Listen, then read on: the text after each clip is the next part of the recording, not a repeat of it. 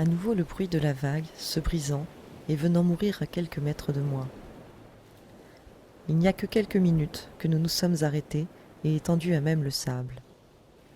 Nous avons franchi le petit cordon dunaire de cette plage des Landes, marché sans parler, en longeant le bord des vagues pour nous éloigner de la zone qui, à cette heure de la fin de journée, est encore noire de monde.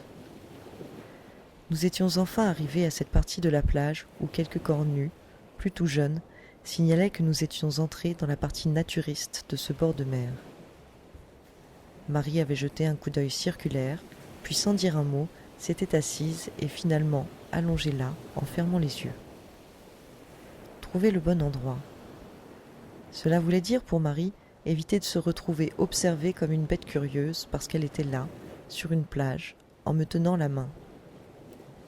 S'affranchir du regard carnassier des bandes d'adolescents qui passaient devant nous et tentaient leur chance en nous demandant si nous avions une cigarette. Nous sommes enfin seuls, allongés l'une à côté de l'autre, les yeux clos. À nouveau le bruit d'une vague. À cette heure de la mi-journée, le soleil signe une trêve avec la brise de mer. Sa douce chaleur me fait plonger dans un bain hypnotique dont n'émerge que le bruit régulier des vagues. À peine une respiration. La sensation de me départir de toute tension de la vie d'avant cet instant. Je sens chacun de ces rayons se disloquer dans mon être et répandre des couleurs au plus profond de moi. À chaque fois c'est pareil, cette impression de renaître et d'avoir effacé toute trace des tumultes d'avant. La naissance. Je tourne les yeux vers Marie qui s'est assise et regarde vers l'horizon. La naissance, c'est maintenant que je dois lui en parler. Il y a mille manières de naître dans ce monde. On peut naître et renaître dans les bras des parents qui vous adoptent. On naît chaque jour dans la bienveillance de ceux qui nous aiment. Un homme peut, d'un geste, reconnaître l'enfant qu'une mère lui désigne, quel qu'il soit. Ça a l'air si simple, cette faculté de choisir de faire vivre.